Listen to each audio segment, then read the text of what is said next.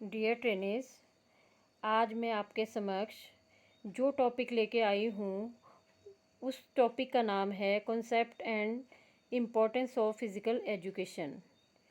जैसे कि हम सब जानते हैं कि शारीरिक शिक्षा जो हमारे जीवन के लिए बहुत ही उपयोगी है, वो सदियों से चली आ रही है। जब से मनुष्य पृथ्वी पर आया है तब से मनुष्य किसी न किसी प्रकार से शारीरिक शिक्षा से जुड़ा ही रहा है। जैसे अपनी रक्षा के लिए दौड़ लगाना, वृक्ष पर चढ़ना, छलांग लगाना और भोजन के लिए भाला एवं तीर कमान का प्रयोग करना। अतः मनुष्य प्राचीन समय से ही शारीरिक क्रियाओं से जुड़ा रहा है और आज इन्होंने खेलों का रूप धारण कर लिया है। वास्तव में शारीरिक शिक्षा की जड़ें बहुत ही पुराने समय से मौजूद थीं। पुराने समय से इनका प्रयोग भिन्न भिन्न रूपों से किया जाता था। आरंभ में शारीरिक शिक्षा का उपयोग शारीरिक क्रियाओं के लिए ही किया जाता था, परंतु पुराने समय में भारत में भी शारीरिक क्रियाएं लोगों के जीवन का अभिन्न अंग थीं। शारीरिक शिक्षा को आधुनिक लोग समझ नहीं पाते थे कि शारीरिक शिक्षा है क्या। कई बार इसे शारीरिक परीक्षण, गेम्स, खेल, शरीर संस्कृति एवं स्वास्थ्य शिक्षा का नाम भी दिया गया है। वास्तव में शारीरिक शिक्षा इन शब्दों से कहीं ऊपर है। यह तो सिर्फ शारीरिक शिक्षा के अंग हैं। शारीरिक शिक्षा मनुष्य की शारीरिक गतिविधियों और दूसरे क्षेत्रों के बीच संबंध रखती है। शिक्षा मानव जीवन को एक माध्यम के रूप से अच्छा बनाने का कार्य करती है और शारीरिक शिक्षा का ये एक अभिन्न अंग है जिसके द्वारा तन, मन और आत्मा का विकास होता है। शारीरिक शिक्षा की परिभाषाएं विचारों के साथ बदल जाती हैं। जो लोगों को मूल्यों के प्रति धारणा, उनके महत्व और जीवन के द्वारा अभिव्यक्त होते हैं। शारीरिक शिक्षा को एक परिभाषा से समझना आसान नहीं होगा। विभिन्न विद्वानों ने भिन्न भिन्न तरह से इसकी परिभाषाएं दी हैं। 24C कोविल के अनुसार शारीरिक शिक्षा मानव के व्यवहार में परिवर्तन की वो सामाजिक प्रक्रिया है जो सामाजिक प्रोत्साहन, बाहुबल, खेल और अन्य संबोधित क्रियाकलापों से अद्भुत होती है। अकॉर्डिंग टू डेल्बर्ट ऑब्बिक्यूट के अनुसार शारीरिक शिक्षा उन अनुभवों का संकल्प है जो व्यक्तित्व क्रियाओं के माध्यम से आते हैं। इसी तरह महात्मा गांधी ने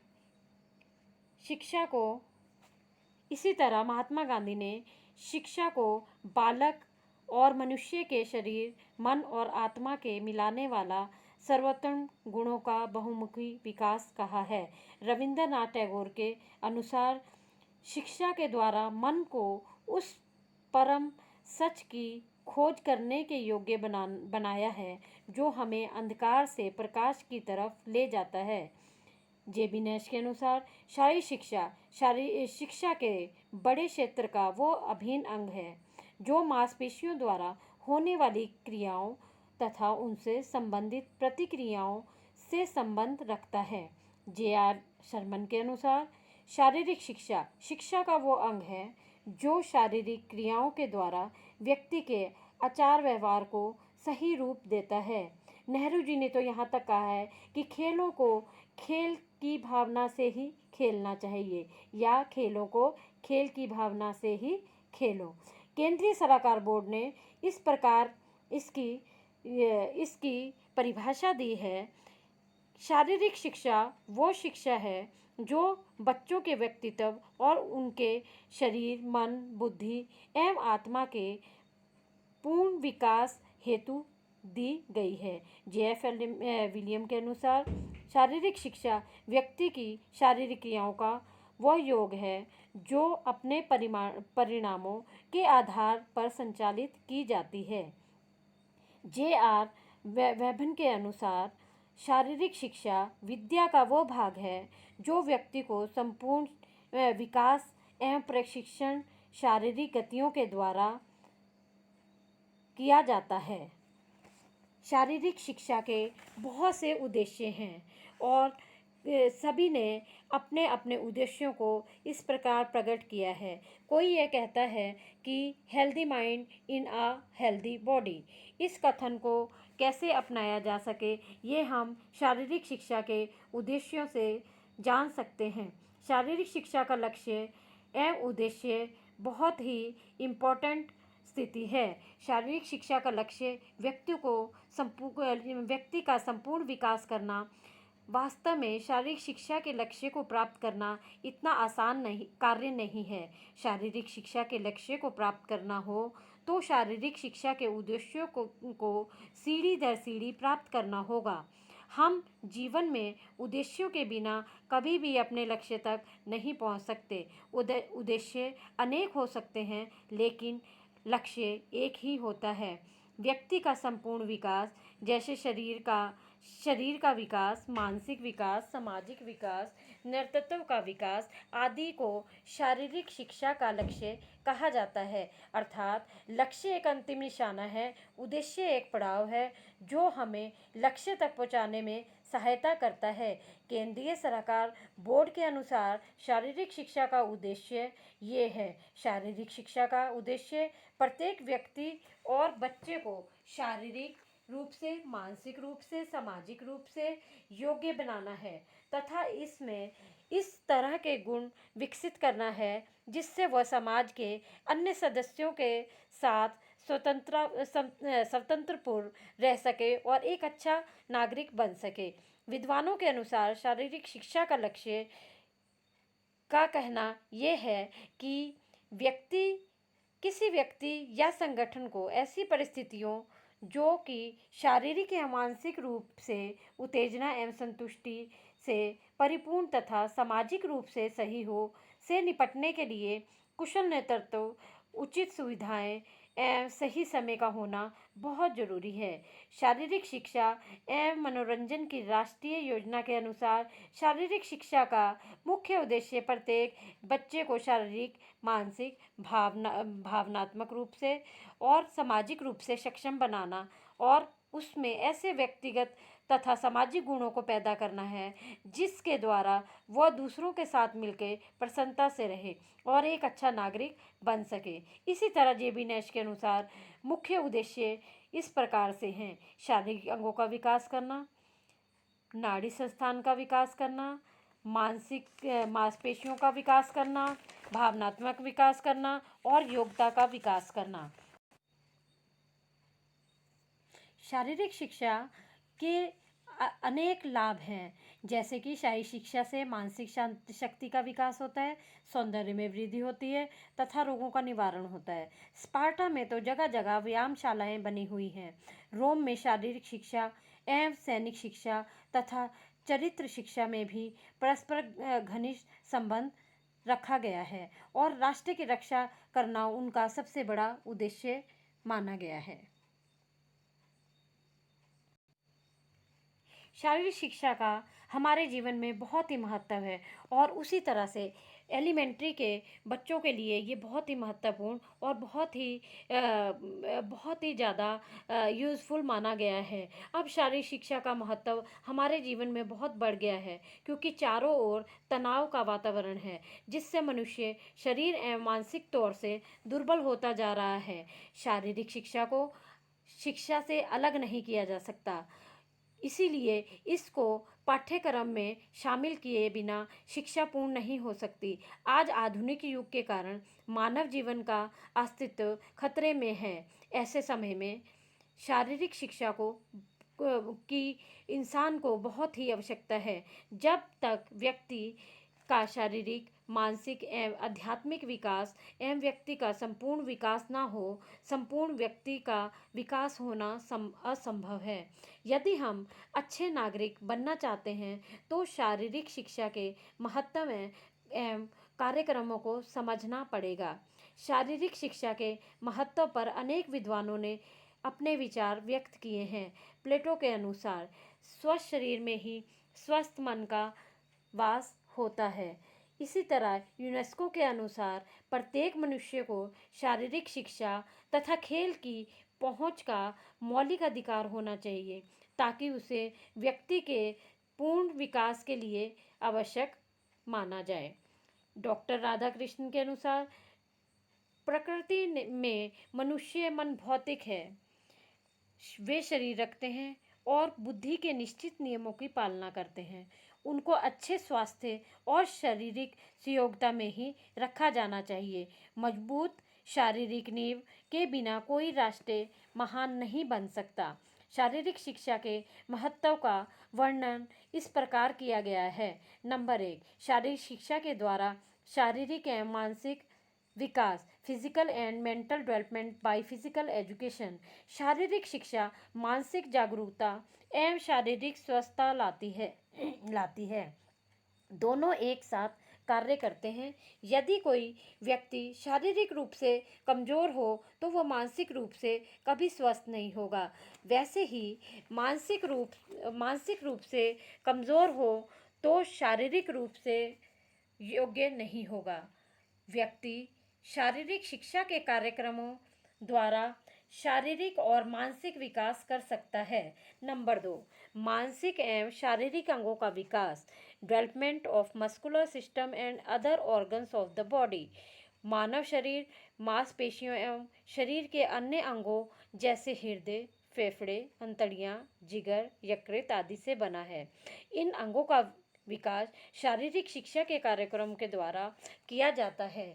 मानसिक शिक्षा की क्षमता शारीरिक शिक्षा के कार्यक्रमों के द्वारा बढ़ाई जा सकती है और इससे अंगों का विकास किया जा सकता है, जो कि व्यक्ति के जीवन को सफल बनाने के लिए और शारीरिक रूप से मजबूत बनाने के लिए बहुत उपयोगी सिद्ध होता है। नंबर 3, स्वास्थ्य एवं बीमारियों की जानकारी, knowledge of health and diseases.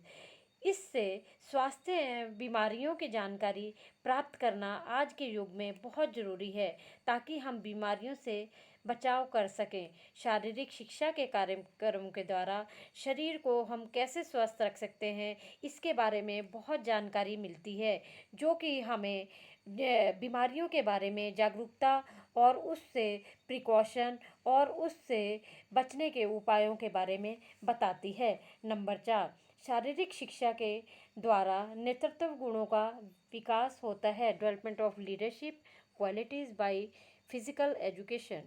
नेतृत्व के गुणों के कई गुणों का विकास होता है, जैसे बुद्धिमत्ता, अनुशासन, सहयोग की भावना, साहस, निर्णय, तालमेल, दूसरों की सहायता। इन गुणों के द्वारा नेतृत्व गुणों का विकास होता है, जो हमें एक अच्छा नागरिक बनाने में सहायता करता है। अर्थात फिजिकल एजुकेशन द्वारा हम इन सभी गुणों का विकास एक बच्चे में कर सकते हैं, जो कि एलिमेंट्री लेवल पर बहुत ही ज़रूरी है। नंबर 5, भावनात्मक विकास, इमोशनल डेवलपमेंट। शारीरिक शिक्षा के कार्यक्रमों के द्वारा भावनात्मक विकास होता है।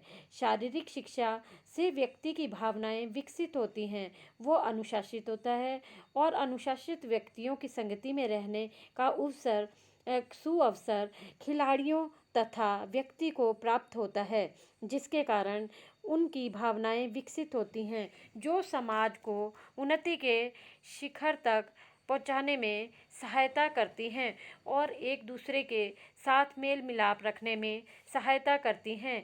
नंबर 6, सामाजिक विकास, सोशल डेवलपमेंट। शारीरिक शिक्षा के कार्यक्रम समाजीकरण को बढ़ावा देते हैं।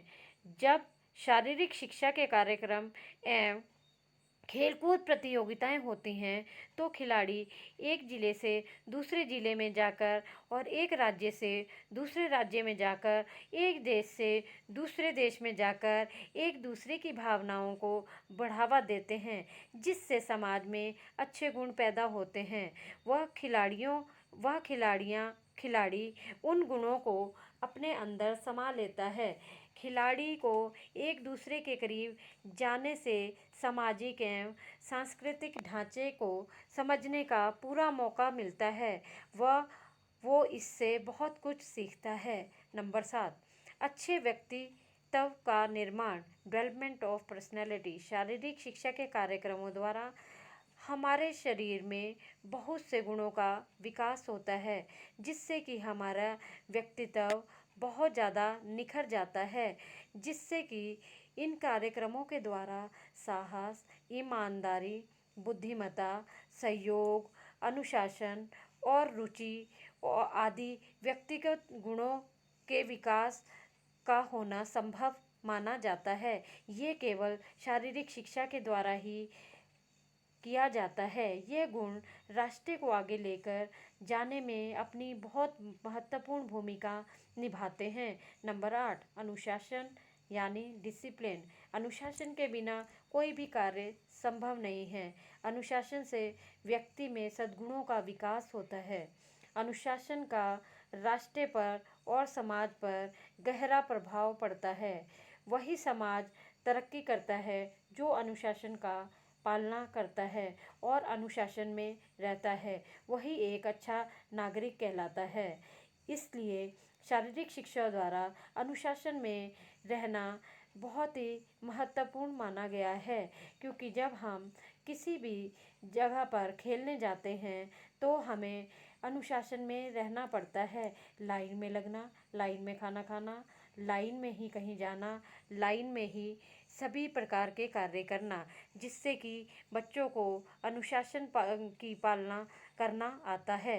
नंबर 9, खाली समय का उचित उपयोग, प्रॉपर यूज़ ऑफ टाइम। कहा जाता है खाली दिमाग में शैतान का वास होता है। यदि खाली समय का उचित प्रयोग ना किया जाए या उपयोग ना किया जाए तो शारीरिक शिक्षा के कार्यक्रमों के द्वारा हम ये पूरी तरह से संभव कर सकते हैं। क्योंकि जो व्यक्ति इन गुणों का विकास करते हैं उसमें इस प्रकार के अवगुण आ जाते हैं कि जब वो खाली होता है तो अलग अलग तरह की गंदी आदतें सीख जाता है और उनमें गंदी आदतों का विकास होता है। इसलिए शारीरिक शिक्षा के द्वारा हम जो क्रियाएं करते हैं उससे उचित उपयोग होना बहुत ही संभव है और व्यक्ति का ध्यान जो है वह अपने क्षेत्र में लगा रहता है जो वह कार्य करता है और उस कार्य को पूरा करना चाहता है वह सिर्फ शारीरिक शिक्षा के द्वारा ही किया जाता है। मनोरंजन क्रियाओं में भाग लेने से मानसिक तनाव व दबाव को दूर किया जाता है ताकि व्यक्ति जो है वो अपने खाली समय का उचित उपयोग कर सके। ये उपयोग म्यूज़िक द्वारा, पीटी एक्सरसाइज द्वारा, एरोबिक एक्सरसाइज द्वारा, वॉक द्वारा किया जा सकता है। सहनशीलता को बढ़ावा देना, डेवलपमेंट इन इंड्योरेंस। शारीरिक शिक्षा के कार्यक्रमों के द्वारा सहनशीलता को बढ़ावा मिलता है। सहनशीलता ही हमें समाज में समायोजन करना सिखाती है और जब हम किसी भी कार्य को नियमानुसार सहनशील भाव से करते हैं तो उससे हमारे जीवन में सद्गुणों का विकास होता है जो कि व्यक्ति या बच्चों में बहुत ही ज़रूरी एक गुण पैदा करता है। नंबर 11, चरित्र का विकास होना, डेवलपमेंट ऑफ कैरेक्टर। शारीरिक शिक्षा के कार्यक्रमों के द्वारा चरित्र के गुणों जैसे स्वास्थ्य, कुशलता, खुशी आदि का विकास होता है। व्यक्ति जो है वो अपने चरित्र के अनुसार ही समाज में पहचाना जाता है।